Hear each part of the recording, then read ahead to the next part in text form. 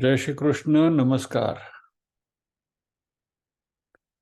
उपनिषदों के अध्ययन की श्रृंखला में मांडुक्य उपनिषद के आज के सत्र में सभी स्वाध्यायियों का स्वागत एवं अभिवादन। ओमकार के नाद के साथ प्रार्थना करेंगे। ओम।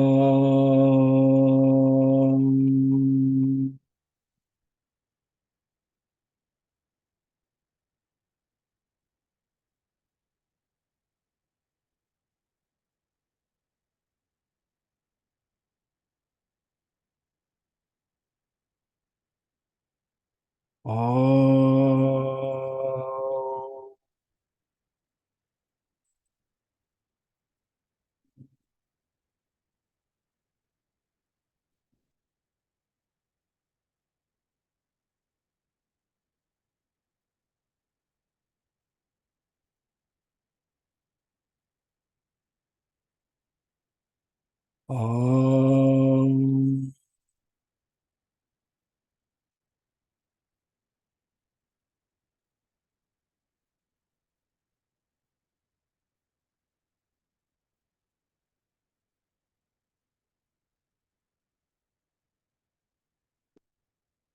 वक्रतुंड महाकाय सूर्यकोटि समप्रभ निर्विघ्नं कुरु मे देव सर्वकार्येषु सर्वदा। या कुन्देन्दु तुषारहार धवला या शुभ्रवस्त्रावृता या वीणावरदण्डमण्डितकरा या श्वेतपद्मासना या ब्रह्माच्युतशङ्कर प्रभृतिभिर्देवैः सदा वन्दिता। सा मां पातु सरस्वती भगवती निःशेषजाड्यापः। वसुदेवसुतं देवं कंसचाणूरमर्दनम् देवकी परमानन्दं कृष्णं वन्दे जगद्गुरुम्। ॐ सहना भवतु सहनौ भुनक्तु सह वीर्यं करवावहै तेजस्विनावधितमस्तु मा विद्विषावहै। ॐ शान्ति शान्ति शान्तिः।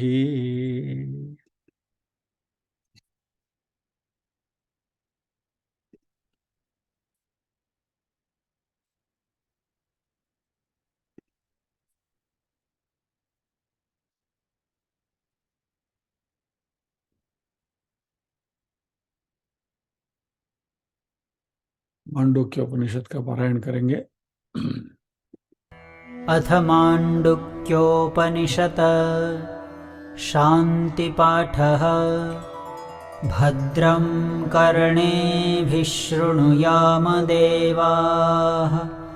भद्रं पश्येमाक्षभिर्यजत्राः स्थिरैरङ्गैः।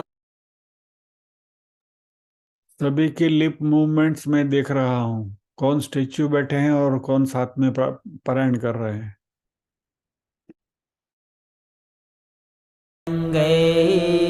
स्तुष्टुवागुंसस्तनूभिः व्यशेम देवहितं यदायुः स्वस्ति न इन्द्रो वृद्धश्रवाः स्वस्ति नः पूषा विश्ववेदाः स्वस्ति नस्तार्क्ष्यो अरिष्टनेमिः स्वस्ति नो बृहस्पतिर्दधातु। ॐ शान्तिः शान्तिः शान्तिः। अथ प्रथमः खण्डः। ओमित्येतदक्षरमिदं सर्वं तस्योपव्याख्यानं भूतं भवद्भविष्यदिति सर्वमोङ्कार एव। यच्चान्यत्रिकालातीतं तदप्योङ्कार एव। सर्वं ह्येतद्ब्रह्म अयमात्मा ब्रह्म सोऽयमात्मा चतुष्पात् इति प्रथमः खण्डः। अथ द्वितीयः खण्डः। जागरितस्थानो बहिः प्रज्ञः सप्ताङ्ग एकोनविंशतिमुखः स्थूलभुग्वैश्वानरः प्रथमः पादः। स्वप्नस्थानोऽन्तः प्रज्ञः सप्ताङ्ग एकोनविंशतिमुखः प्रविविक्तभुक् तेजसो द्वितीयः पादः। यत्र सुप्तो न कञ्चन कामं कामयते न कञ्चन स्वप्नं पश्यति तत्सुषुप्तं। सुषुप्तस्थान एकीभूतः प्रज्ञानघन एव आनन्दमयो ह्यानन्दभुक् चेतोमुखः प्राज्ञस्तृतीयः पादः। एष सर्वेश्वर एष सर्वज्ञ एषोऽन्तर्याम्येष योनिः सर्वस्य प्रभवाप्ययो हि भूतानां। नान्तः प्रज्ञं न बहिः प्रज्ञं नोभयतः प्रज्ञं न प्रज्ञानघनं न प्रज्ञं नाप्रज्ञम् अदृष्टमव्यवहार्यमग्राह्यमलक्षणमचिन्तमव्यपदेश्यमेकात्म्यप्रत्ययसारं प्रपञ्चोपशमं शान्तं शिवमद्वैतं चतुर्थं मन्यन्ते स आत्मा स विज्ञेयः इति द्वितीयः खण्डः। अथ तृतीयः खण्डः। सोऽयमात्मा अध्यक्षरमोङ्कारोऽधिमात्रं पादामात्राः मात्राश्च पादाः अकार उकारो मकार इति। जागरितस्थानो वैश्वानरोकारः प्रथमा मात्रा आप्तेरादिमत्वाद्वा आप्नोति ह वै सर्वान् कामान् आदिश्च भवति य एवं वेद। स्वप्नस्थानस्तेजस उकारो द्वितीया मात्रा उत्कर्षादुभयत्वाद्वा उत्कर्षति ह वै ज्ञानसन्तति समानश्च भवति। नास्या ब्रह्मवित्कुले भवति य एवं वेद। सुषुप्तस्थानः प्राज्ञो मकारस्तृतीया मात्रा मितेरपीतेर्वा मिनोति ह वा इदं सर्वम् अपीतिश्च भवति य एवं वेद इति तृतीयः खण्डः। अथ चतुर्थः खण्डः। अमात्रश्चतुर्थो व्यवहार्यः प्रपञ्चोपशमः शिवोऽद्वैत एवमोङ्कार आत्मैव संविशत्यात्मनात्मानं य एवं वेद य एवं वेद इति चतुर्थः खण्डः। समाप्ता च माण्डुक्योपनिषत्। हरिः ॐ।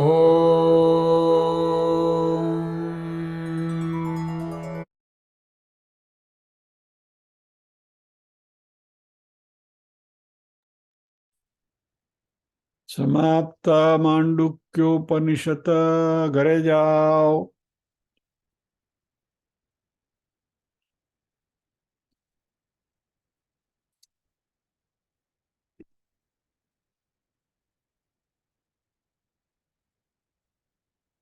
ऐसा नहीं है, छोड़ेगा नहीं। थोड़ा घरे जाओ। ओके। तो अभी जो चार अवस्थाएं हैं उनके बारे में उसका सार तत्व देख लेते हैं।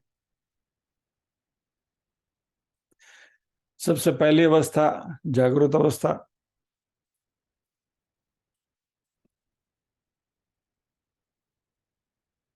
भौतिक जगत के अपने विधि विधान, अपने नियम होते हैं और वो अपने नियमों से बंधा हुआ है। और भौतिक जगत के जो सभी नियम हैं वह सभी के लिए समान होते हैं। यानी जाड़े में यदि मुझे ठंडी लगती है तो आपको भी ठंडी ही लगेगी। बारिश में यदि बाहर निकला तो मैं भीग जाता हूं तो आप भी भीगोगे ही, आप कोरे नहीं रहोगे। यानी कहने का तात्पर्य क्या है कि सभी लोगों के लिए जागृत अवस्था में हम सबकी एक सामान्य स्थिति है और हम सब इस संसार का अनुभव ऐसे ही करते हैं जैसा जगत सामने दिखता है।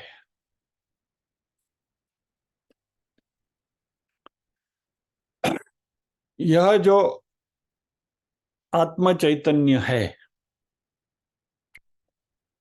वह इंद्रियों के अनुभव और इच्छाओं के बंधन में बंध कर जागृत अवस्था में अपनी क्रियाएं करता है।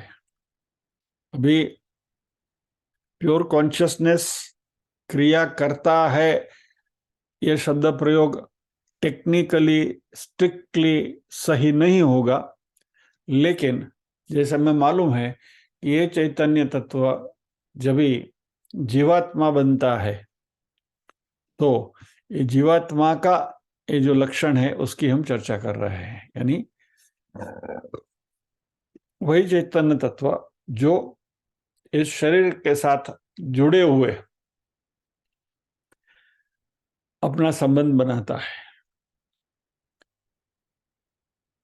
यानी ये शरीर जो है वह वो चैतन्य के ऊपर या तो आत्म तत्व के ऊपर आरोपित हुआ है और ये आत्म तत्व यानी कि शुद्ध चैतन्य इस शरीर के साथ कभी भी अपना संबंध विच्छेद कर सकता है। It is like a wifi connection. ये बात हम बार बार करते आए हैं कि भाई हमारे मोबाइल के साथ या तो कंप्यूटर के साथ वाईफाई कनेक्शन जुड़ा हुआ है, लेकिन वाईफाई कंप्यूटर नहीं है, वाईफाई मोबाइल नहीं है। लेकिन मोबाइल को चलने के लिए या तो कंप्यूटर को चलने के लिए वाईफाई का होना जरूरी है। तो इसमें कोई मतमतांतर नहीं है। आत्म तत्व जो है वो इंद्रियों का अनुभव और इच्छाओं के बंधन में बनते हुए जागृत अवस्था में अपनी क्रियाएं करता है। यानी इसी बात को सिंपल शब्द में समझने की यदि कोशिश करें तो ये वाईफाई जब भी आपके मोबाइल के साथ जुड़ा हुआ है और उस मोबाइल में यदि आप व्हाट्सएप के मैसेजेस देख रहे हो तो व्हाट्सएप यूनिवर्सिटी वाईफाई के ऊपर आच्छादित हो जाती है, ऐसा लूज शब्दों में हम कह सकते हैं। टू दैट एक्सटेंट वो जो वाईफाई का जो ये है कनेक्शन है या तो चेतना जो है वाईफाई की वह व्हाट्सएप के साथ जुड़ी हुई है। आपको अच्छा गीत सुन रहे हैं तो चेतना वो गीत के साथ जुड़ी हुई रहती है, वगैरह वगैरह वगैरह वगैरह। सो लाइक दैट यह जो चेतना है यह शरीर रूपी यंत्रणा के साथ बाहरी विश्व के साथ जुड़ती है और जो भी क्रियाएं होती रहती है और इस विषयों को वैश्व ऐसा नाम दिया गया, विश्व ऐसा नाम दिया गया। तो ये चेतना की प्रथम चौथाई की अवस्था।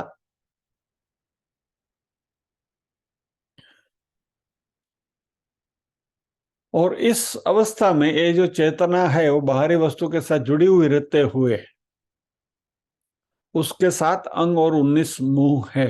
सप्तांग एकोन विंशति मुख। अब ये 7 अंगों की जो अवधारणा है वो अग्निहोत्र यज्ञ से ली गई है। कहा है कि स्वर्ग जो है वो वस्तु तो वैश्वानर आत्मा है। अभी उसके सप्तांग यानी कि 7 अंग है। तो चंद्र, सूर्य उसकी 2 आंखें, वायु प्राण शक्ति है 3, अंतरिक्ष है उसका मध्य भाग है 4, जल जो है उसका मूत्राशय है 5, और पृथ्वी है उसके 2 पैर हैं तो 7। ऐसा यह सूर्य, चंद्र, वायु, अंतरिक्ष, जल और पृथ्वी, ये सब मिलाकर ये उसके 7 अंग सप्तांग की यहां परिकल्पना की गई है। और ये जो आह्वानी अग्नि जो है वो उसका मुख माना गया है। और आत्मा जो शरीर के साथ जुड़ा हुआ आत्म तत्व, उसके 19 मुख हैं। पंच ज्ञानेन्द्रिया, पंच कर्मेंद्रिया, पंच प्राण, मन, बुद्धि, चित्त, अहंकार। बराबर। तो 19 हो गया ना, 5 तेरे 15 और 4 19।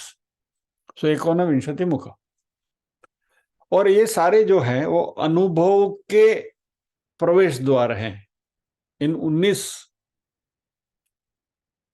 एंटिटीज जो है उसके द्वारा हमें अलग अलग अनुभूतियां होती हैं। So these are the entrance doors for all this स्पंदन।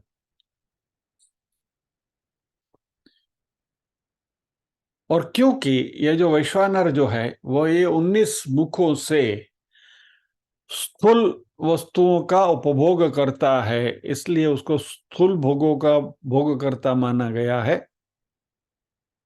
और ये स्थूल वस्तुओं का जो रस है वह हम जागृत अवस्था में ही ले सकते हैं।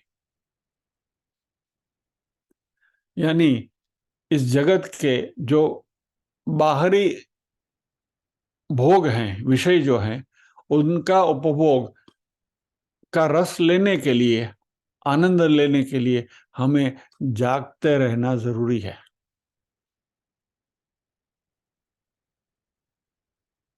यानी वैश्वानर का ध्यान जो है वह इस जगत की बाहरी वस्तुओं के ऊपर, सतह की वस्तुओं के ऊपर रहता है। और ये चेतना हमारी इन बाह्य विषयों के ऊपर केंद्रित रहती है। उसकी वजह से हमारा सही आत्मज्ञान हमें प्राप्त नहीं होता है। और इसलिए इन बाहरी वस्तुओं के साथ जुड़े रहना उसको अज्ञान कहा गया है। In reference of context to atma, आत्मा के साथ यदि आप रेफरेंस करेंगे तो यह बाहरी वस्तुओं के साथ जो हमारा जुड़े रहना और ये जो अनुभूतियां हो रही है वो हमारा एक अज्ञान है। और बिकॉज ऑफ दिस अज्ञान, इस अज्ञान की वजह से हम बाहरी वस्तुओं को वास्तविक आत्मा समझने लगते हैं कि भाई जो है वो सब यही है। हकीकत में वो नहीं है।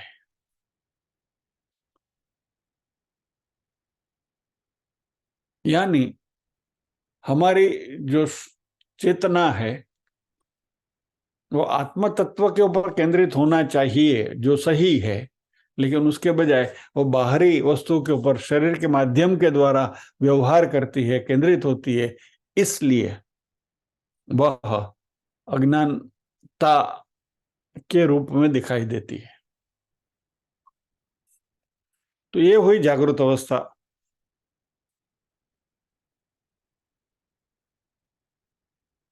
दूसरी अवस्था जो हमारी है वो स्वप्न की अवस्था है। स्वप्नावस्था में ये जो बाहर का जो विश्व है वह अपनी अपनी वास्तविकता या तो अपनी अपनी विशेषताओं जो भी है उसके साथ हमारे सामने प्रस्तुत नहीं होती। बाहरी विश्व में बटाटा वड़ा जैसे हमारे सामने उपस्थित होता है स्थूल रूप में, कि जिसको आप इंद्रियों से उसका उपभोग कर सकते हैं, वैसा स्वप्नावस्था में वही बटाटा वड़ा उस रूप में हमारे सामने नहीं होता, लेकिन उसका एक मानसिक प्रतिबिंब हमारे में रहता है।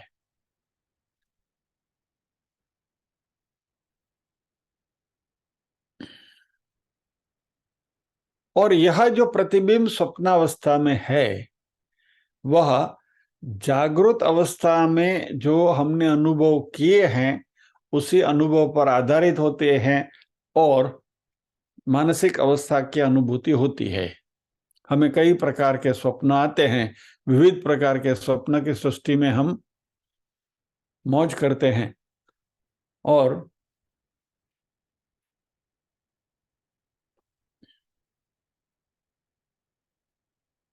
बेसिकली जो भी हमें स्वप्न आते हैं वह जागृत अवस्था में हमने जो भी उपभोग किया है उसी का रिफ्लेक्शन है, लेकिन not in A continuous manner.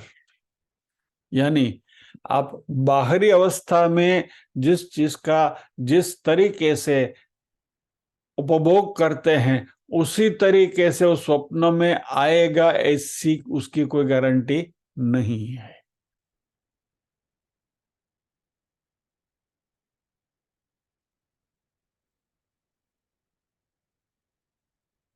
एक उदाहरण आपको बताया था कि गांव के एक मास्टर को स्वप्न आया और स्वप्न में वो बम्बई आए। पहले के जमाने में गांव से बम्बई आना ही बड़ी बात थी। तो गांव के वो शिक्षक बम्बई आए और यहाँ बम्बई में आकर, क्योंकि वो शौकीन थे हमारे जैसे बॉलीवुड के गानों के, तो आ गए, सीधे चले गए चेंबूर में राज कपूर के स्टूडियो में। तो वहाँ शूटिंग चल रहा था, सब देखा, सब हीरो हीरोइनों से मिले, वो राज कपूर से मिले, वैजंती माला से मिले, वगैरह वगैरह सब। तो फिर वैजंती माला ने उनसे पूछा कि कैसे हैं मास्टर साहब। बोला अच्छा हूँ। फिर क्या आपका कार्यक्रम है? बस बोला एक हफ्ते की छुट्टी लेकर आया हूँ और अभी इस सोमवार को मैं वापस मुंबई चला जाऊंगा। तो वैजंती माला ने उनसे कहा कि आप यहाँ 2-4 दिन 15 दिन रुक जाइए, बम्बई आए ही हैं तो इतना जल्दी जाने की क्या जरूरत है, वगैरह वगैरह। फिर मास्टर ने कहा कि नहीं, मुझे जाना पड़ेगा। और मास्टर एक हफ्ते की छुट्टी खत्म हो गई तो वापस आ गए और फिर आंखें खोली तो रोने लगे। क्यों?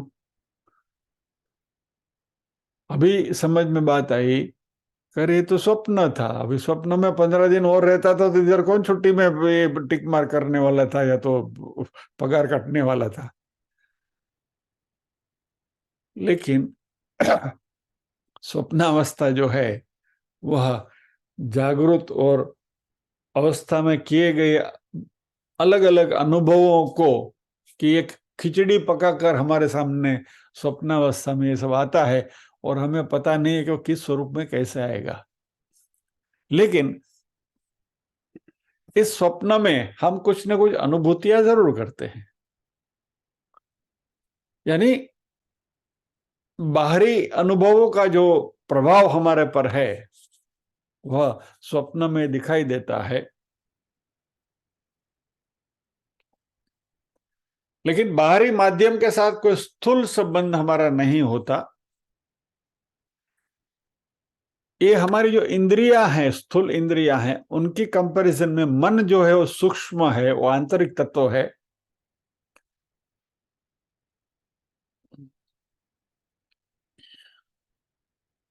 और इसलिए यही जीवात्मा अपने स्वप्नों का संसार स्वयं निर्माण कर लेता है। एक स्वप्न की अपनी दुनिया वो बना लेता है और उस दुनिया में वह विचरण करता है। और स्वप्नावस्था में जो भी अनुभव होते हैं वो सभी आंतरिक होते हैं, सूक्ष्म होते हैं, मानसिक होते हैं। मान लीजिए कि स्वप्न में अभी दिवाली का समय गया है, आप पटाखे फोड़ रहे थे और आप कोई बम फोड़ने के लिए गए और वो हाथ में फूट गया, तो रियलिटी में ऐसा होगा तो हाथ हाथ को क्षति होगी, हाथ में आपको कुछ लगेगा, ये कुछ घाव लगेगा। स्वप्न में बम फूटेगा तो हाथ में लगेगा नहीं, लेकिन उसकी जो एक अनुभूति है वो you will experience that feeling, emotional feeling कि भाई ये बम फूटा तो क्या हालत होती है, तो आप चौंक तो जरूर जाओगे स्वप्न में, लेकिन उससे होने वाली जो भौतिक क्षतियां हैं वो नहीं होंगी, ऐसे भौतिक आनंद भी नहीं मिलेगा। Only thing is but you will enjoy the scenario, सुख या दुख जो भी है वो, लेकिन उसका आप अनुभव जरूर करोगे। और ये जो सारा तामझाम स्वप्न का है वह मन अपने रादर आत्मतत्व मन के द्वारा प्रोजेक्ट करता है और एक अपनी दुनिया बनाकर उसमें वो खेलता है। और इस स्वप्नावस्था में जिसको जो तेजस बोलते हैं, उसके पास ज्यादा फ्रीडम है जागृत अवस्था के कंपैरिजन में। जागृत अवस्था में आपके मन में आया कि मुझे अभी बासुंदी खानी है, तो आप ऐसे नहीं खा सकते, बाहर जाना पड़ेगा, लाना पड़ेगा, या तो घर में बनानी पड़ेगी, यानी कुछ ना कुछ जफा करनी पड़ेगी। स्वप्न में वो स्वतंत्रता है आपके पास, ठीक है बासुंदी खा ली, खा ली। यानी there is more freedom in the dream state than the awakening state, जागरूक state, sorry not awakening state, waking state, let me correct myself. अभी ये जो हमारी अवस्था है अवेकन अवस्था नहीं है, ये वेकिंग अवस्था है। There is a difference between the to.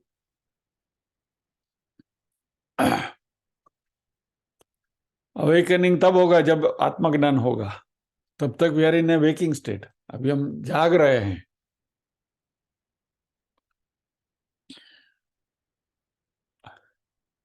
तो स्वप्न में हमारी स्वतंत्रता कुछ ज्यादा रहती है। हम यूरोप की सैर करके आ सकते हैं, अमेरिका जा सकते हैं, भारत में कहीं भी घूम सकते हैं, जो भी करना है कर सकते हैं।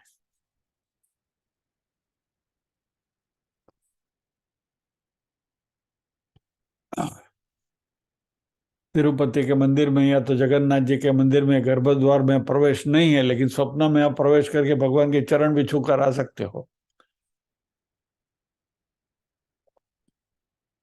सो in short that is what it is, स्वप्न की दुनिया। ये चेतना आंतरिक है, उसके भी 7 अंग और 19 मुख है, सूक्ष्म वस्तुओं का उपभोग करते हैं।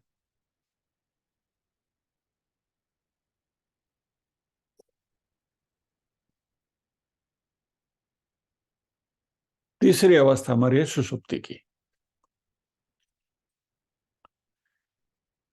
इसको प्राज्ञ कहते हैं।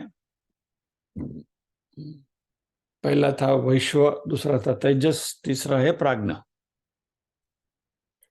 ये गहरी निद्रा की अवस्था है। सुषुप्ति अवस्था में जो रहता है उसको बाहरी विश्व के साथ जो गतिविधियां होती है, जो सुख दुख होते हैं, उसकी अनुभूति नहीं होती, और बाहरी सुख की इच्छा भी नहीं होती, और वो स्वप्न भी कोई नहीं देख रहा है। और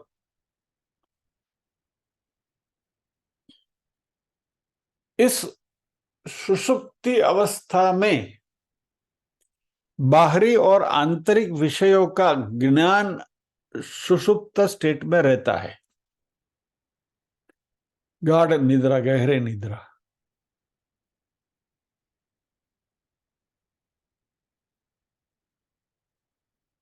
और जैसे अंधेरे में हमें कुछ दिखता नहीं है, if there is total darkness you can not see anything. इसी तरह गहरी नींद, निद्रा जब भी होती है, सुषुप्तावस्था जब भी होती है, तो तभी हमें जागृत अवस्था के किसी विषयों के बारे में, या तो अपनी स्वप्न सृष्टि भी नहीं बनती है, क्योंकि मन भी तभी सो जाता है। तो कोई कोई किसी प्रकार के कोई स्पंदन नहीं होते। इस अवस्था में कोई इच्छा नहीं होती, न तो कोई विचार उत्पन्न होता है।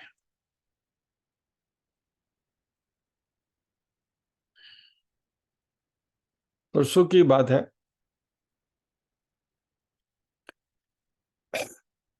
मेरे मोबाइल के ऊपर एक ऐप है, स्लीप साइकिल करके।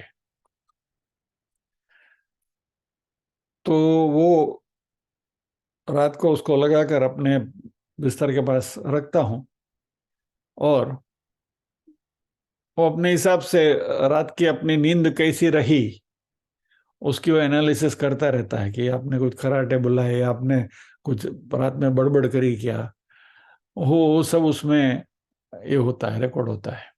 तुमको पता चलता है कि रात को हमने कैसे हमारी निद्रा हुई। तो परसों इस इत्तेफाक से ऐसी सुषुप्ति अवस्था मेरी भी हो गई थी, अच्छी गहरी निद्रा आ गई थी। अभी वो ऐप में क्या है कि वो ऐसा ऐसा सब दिखाता रहता है, आपने अपने पड़खू फरिए, आम करिए, तो ये वो उसमें वो सब आता है, ग्राफ आता है।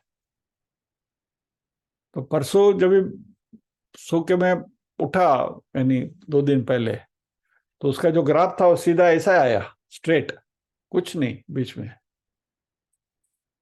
चला तो मौत आ गई, तो मरी गया था, कहीं नहीं। तो दूसरे दिन मैंने हैप्पी बर्थडे बनाया, कि चलो आज तो जिंदा हो गए। वैसे अपना हैप्पी बर्थडे रोज होता है मेरा, तो सुबह उठे अपना जन्मदिन।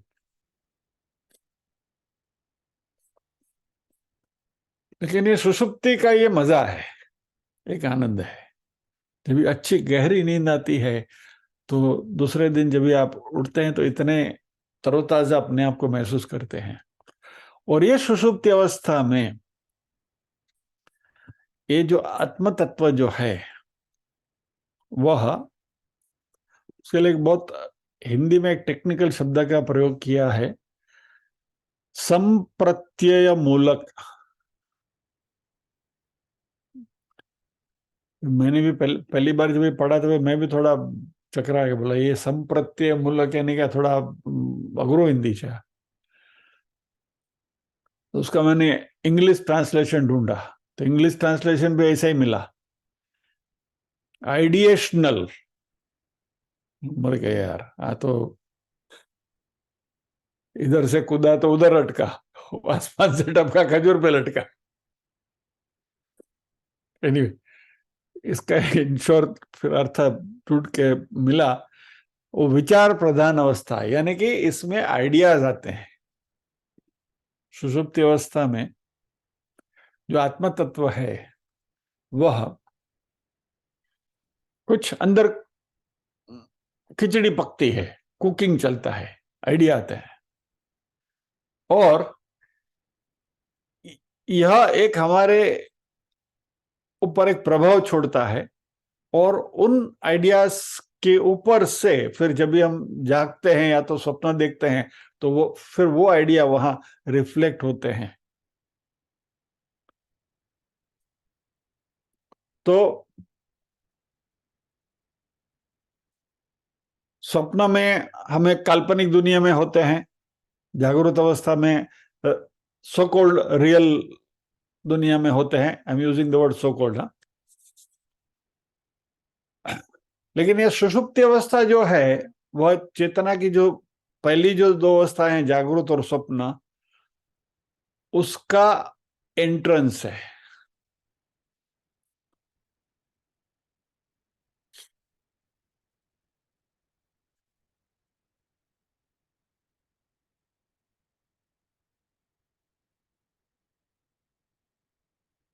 इस अवस्था में कोई इच्छा नहीं होती, कुछ करने का नहीं सोचते, मात्र यह जो चैतन्य तत्व है वह कुछ आइडियाज के इंप्रेशन हमारे मन के ऊपर छोड़ देता है, चित्त के ऊपर, और उसके हिसाब से फिर हम आगे हमारा कारोबार करते हैं। शिव मानस पूजा में है ना, निद्रा समाधि स्थिति ही, वो ये है, ये सुषुप्ति अवस्था। इसमें एक समाधि की शांति हमें प्राप्त होती है।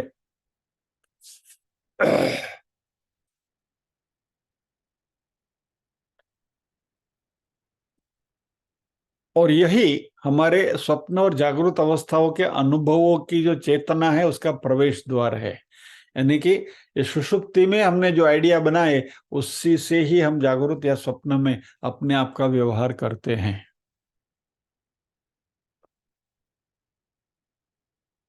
और इसलिए इसको प्राज्ञ कहा गया है। प्राज्ञ यानी हमारी जो चेतना है वो it is at a much higher level.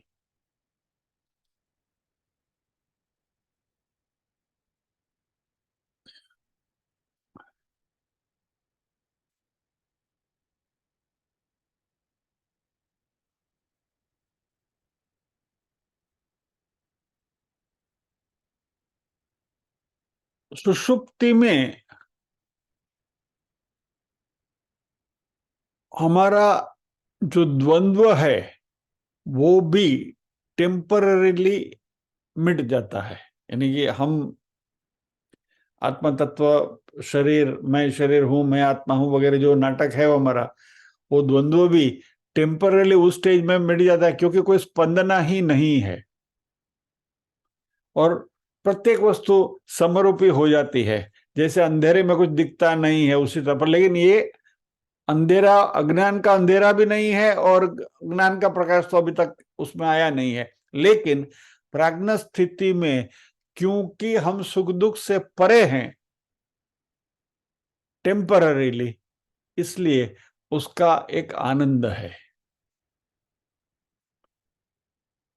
दुख की अनुपस्थिति होती है, दुख नहीं होता है, तो एक अजीब प्रकार की शांति मिलती है, अजीब प्रकार का आनंद उसमें मिलता है। सभी प्रकार के व्यवहारों से, व्यापारों से हम मुक्त होते हैं।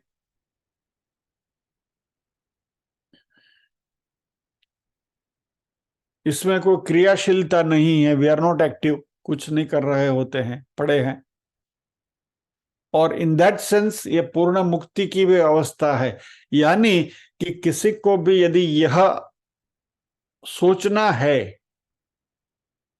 कि निर्वाण की अवस्था या तो मुक्ति की अवस्था होगी तो कैसी होगी, तो उसका कुछ अंदाज, अंदेशा या तो अंदाज इस सुषुप्ति अवस्था में आता है कि भाई यू आर फ्री टोटली। जैसे मैंने आपसे कहा कि परसों मेरे साथ हुआ था, गुजरी गया, तो ऐसे गुजरी जाना भी अच्छा लगता है कभी कभी, आनंद मिलता है।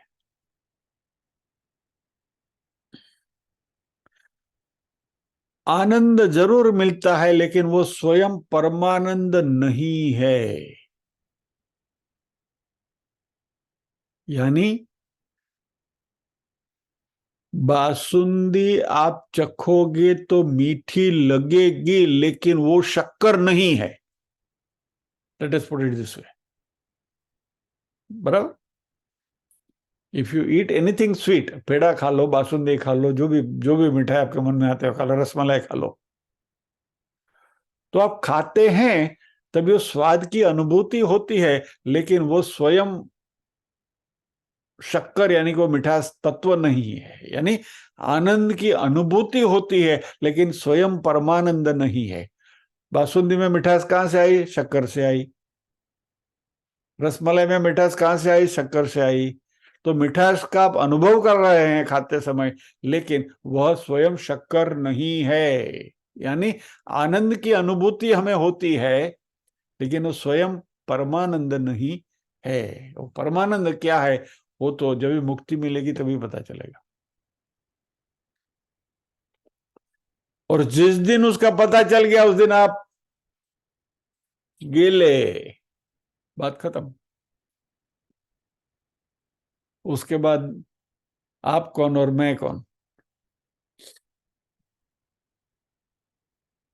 तो आत्मा जो है वह अदृश्य नहीं है, मौजूद है, जुड़ा हुआ है आत्म तत्व। और जब भी हम जागते हैं तभी हमें इसका पता चलता है कि बहुत अच्छी गहरी नींद आ गई। It was a sound sleep.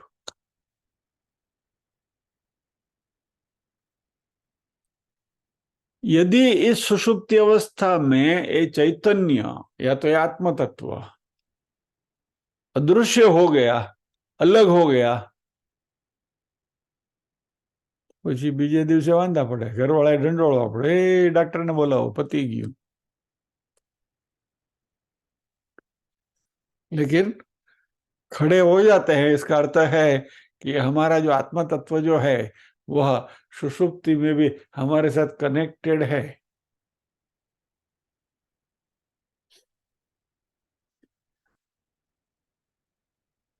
और जैसे ही ये सुषुप्ति की अवस्था समाप्त हो गई, तो यह आत्म तत्व या तो जागृत अवस्था में आता है या तो स्वप्न देखने लगता है। इट इज नॉट नेसेसरी कि सुषुप्ति से आप बाहर आ गए तो सीधे उठ जाओगे बिस्तर से, नहीं, जरूर स्वप्न चालू हो जाएगा। You will be in a dream world. So सुषुप्ति से बाहर निकले तो या तो आप जागृत हो गए, और जागृत नहीं हुए तो स्वप्न की दुनिया तो आपकी है ही है। यानी हमारा जो आत्म तत्व है वह किसी न किसी फॉर्म में हमारे साथ कनेक्टेड रहता है जब तक ये शरीर है। फिर किसी भी अवस्था में आप हैं, जागृत में हो, स्वप्न में हो या सुषुप्ति में हो।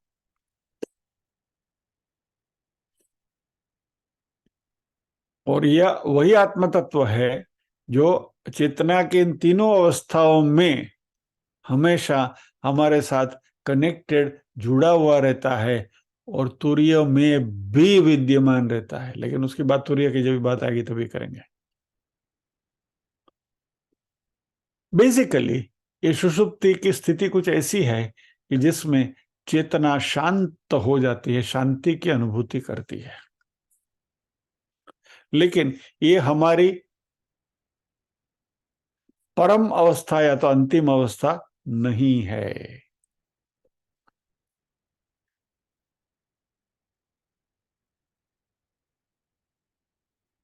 तो पहली जागृति, दूसरी स्वप्न, तीसरी सुषुप्ति, और चौथी तूर्य। लेकिन तूर्य की बात आज हम नहीं करेंगे, इतना काफी हो गया, बहुत हेवी हो गया, नींद आ जाएगी आपको, ये हुई जाऊं नहीं परवड़े। सो विल पॉज हियर, प्रार्थना करेंगे।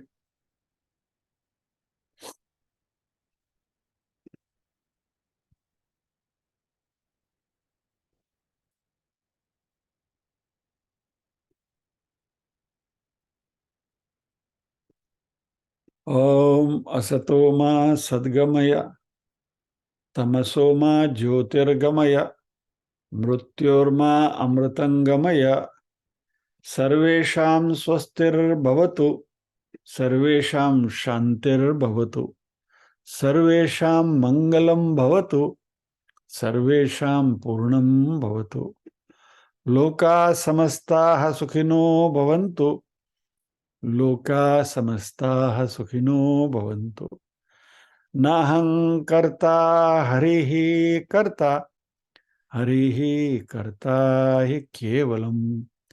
ओम शांति शांति शांति ही।